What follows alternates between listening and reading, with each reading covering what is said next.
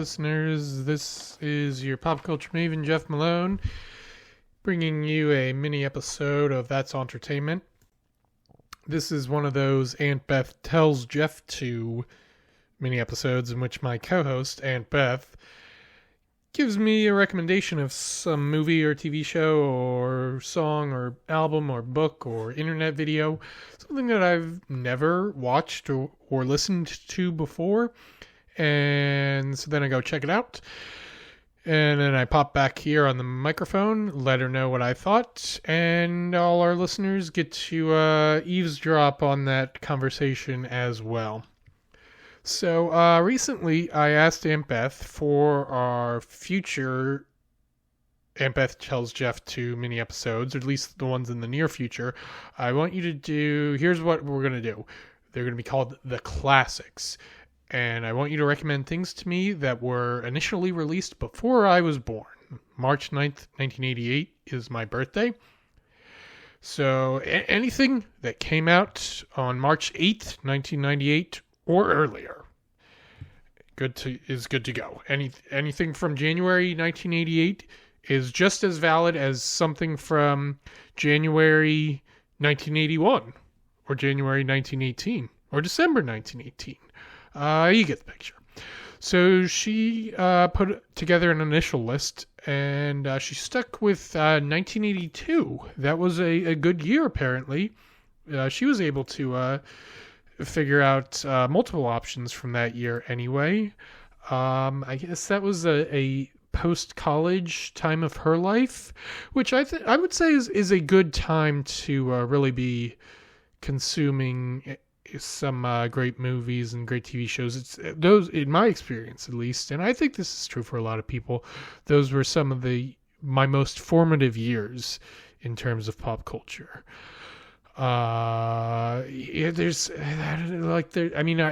Certainly during my youth and then teenage years, I was already developing a taste of what I liked.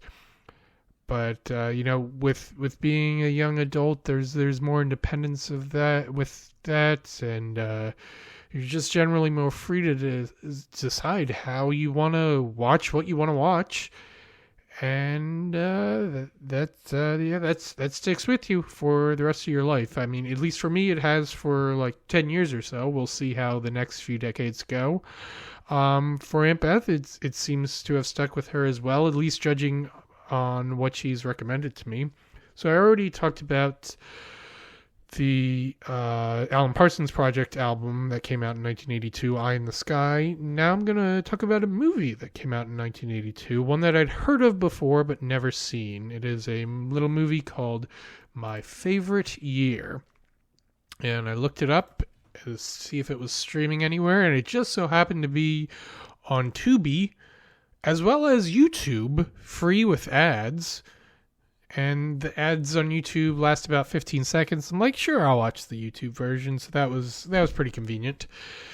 This movie came out in 1982, specifically October 8th, 1982. It was directed by a guy named Richard Benjamin, and it stars Marklyn Baker. Marklyn Baker of Perfect Strangers. Before... a few years before that sitcom premiered, he was the star of this movie, and I believe if I'm remembering the opening credits correctly, it said introducing Marklyn Baker. So I guess this was his first big role. I'm looking at his filmography. He was in a couple of things before that, but I mean, wow, he went doing not much to being the star of the movie. But looks like first build is Peter O'Toole, which makes sense. He'd been famous for years, but Marklyn Baker, he's playing the protagonist. He plays Benji Stone, who he's working. He's a writer at this variety show. It takes place the year in question. That is my favorite year, or Benji Stone's favorite year. That is 1954. It. Right at the very beginning, the film lets us know that So yeah, he's a writer on this variety show. It's in the 50s, early days of TV, but it's already popular by then. And Peter O'Toole plays this actor named Alan Swan. He's like a matinee idol, but nowadays everyone knows him for being more just drunk and unreliable. So he's been booked to appear on this show, and Benji's been given the assignment of making sure he actually shows up and reads his lines and knows what he's supposed to do and doesn't run away off to God knows where.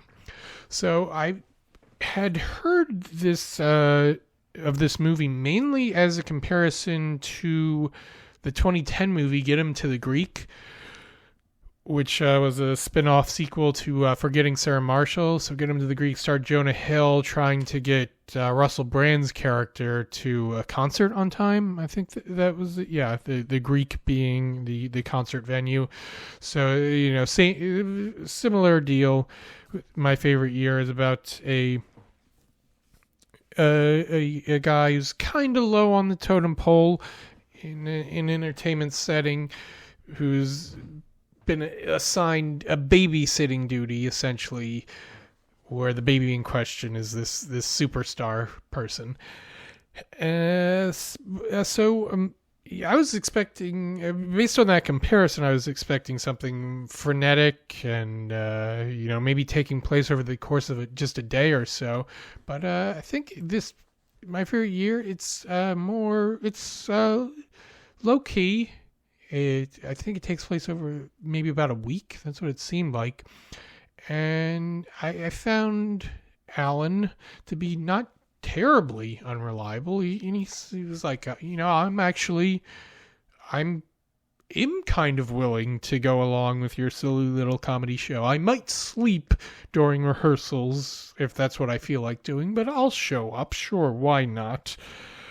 But then there's a little bit of trouble. There's a little bit of, we find out some truth about his family life. He has a daughter, and that's what's kind of been making him reevaluate things. And, Benji's just happy to be along for the ride. He's a fan of this guy. He loves, he's just one of those, people who, he loves movies. He's happy to be a part of the entertainment business himself. Here are some details I noticed. There was in one of the opening scenes. Actually, oh man, this one of the first scenes. It's just in the writers' room of it's the show within the movie is called Comedy Cavalcade, and the writers are pitching their ideas, and it's just these zingers of dialogue I was cracking up right from the start. It wasn't that scene was like a laugh a second. It wasn't. It settled down to a more melancholy mood throughout the rest of the film. I mean, that's not quite the right word. Well, I mean, it calmed down. I would say, I wasn't laughing nonstop throughout the rest of the movie the way I was at the beginning, but it was holding my attention. But anyway, so back to the beginning. There's one of the characters. I think it's the head writer. I forget the character name, and I'm not sure who the actor was because I don't remember that many. I wasn't familiar with really many of the other actors besides the two leads. But anyway, there's one guy who's like shutting down every idea that all the writers have. He's like, "That's crap. It's crap. That's the crappiest crap I've ever seen." And I'm wondering, like, was this Colin Mochrie inspiration for the Hollywood director game that they play on Whose Line Is It Anyway? If you're a Whose Line fan, you know exactly what I'm talking about. For anyone unfamiliar on Whose Line Is It Anyway, they have this recurring bit called Hollywood Director, where three of the improvisers, they improvise a scene. It's like the idea is it's a big Hollywood movie production, and Colin is the big shot director who comes on after they've gone through the scene to give them ideas for how to perform it better. And invariably, he always comes on and is like, that was crap.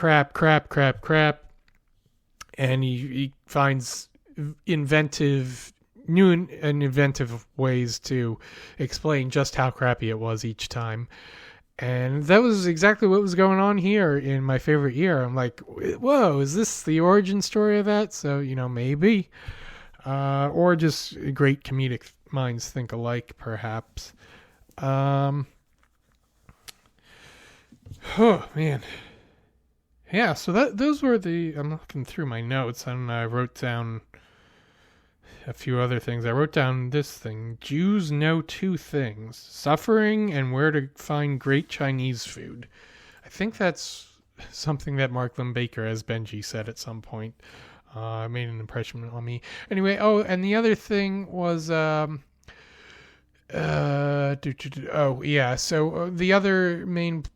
the other plot line going on was Benji is like, he's got a bit of an office romance with this girl who works as an assistant on the show, and there's one scene where they're having a bit of an argument, and she runs into the women's room, and he chases after her. I'm like, this is that's awfully he's overstepping the bounds of proper behavior in society. You're not supposed to do that. But then the next scene, they're on a date together. I mean, I skipped over something. He kind of says some things to her that she found nice, but I'm like, this whoa, I don't know about the original, the first few scenes that we see them interacting together. It seems like unrequited love, and he just won't stop. But then I don't know. Maybe there was more to it that happened before the events of the movie began. But anyway, so yeah, I don't know. That love story, a mix of inadvisable behavior, but also sweetness. I don't know. I guess in a high stakes environment like that one, you're not always thinking clearly. But anyway, yeah, so overall, a pretty enjoyable movie. And I would, I might watch it again if, Aunt Beth, wants me to, now I've watched it and, shared my opinions. But now maybe she'll want to know how my reaction will hold on a second viewing with her there as well. I don't know. It might be worthwhile. Maybe someone can just cut together a highlight reel for us. Maybe the Chris Berman at ESPN. Maybe he can do one of his fastest. What is it? The fastest 60 seconds. On Sunday nights or Monday nights rather. He does a recap of that week's NFL highlights, and I think it's called the fastest 60 seconds of the week, or the fastest 60 seconds in sportscasting. So I don't know, maybe we can someone can cut together a highlight reel of the best scenes of My Favorite Year, and Chris Berman of ESPN can provide some commentary for the exploits of Benji Stone and Alan Swan. So yeah, because at the end of these, the Aunt Beth tells Jeff to mini episodes, I always like to answer the question, would I watch this again? And when it's in the case of a movie, it's like, well, I mean, if in the case of a TV show, I'm asking, would I like to keep watching more episodes? Or in the case of an album, it's like, would I keep watching or keep listening to more songs by this artist? But when it's a movie, it's like, would I rewatch this movie? And now that is something special, because that doesn't happen all the time, because there's so many new movies I have to watch and so many other old movies I haven't watched yet. But yeah, I don't think I'd hate watching My Favorite Year a second time. So there we go. Okay. Yeah, so it's middle of February right now as you're listening to this episode, if you're listening to it right as it arrived. On the horizon, Aunt Beth and I will be having our Oscars recap episode soon enough. There might be a What's Jeff Watching in there somewhere. Maybe a karaoke corner at some point soon. We've got some things in the mix, so you won't have to wait too long before the next episode, mini or otherwise. But in the meantime, follow us on social media. We're still on Facebook, Instagram, and Twitter, and we're also on Patreon if you'd like to support us there. And as always, keep your remotes handy and your eyes open.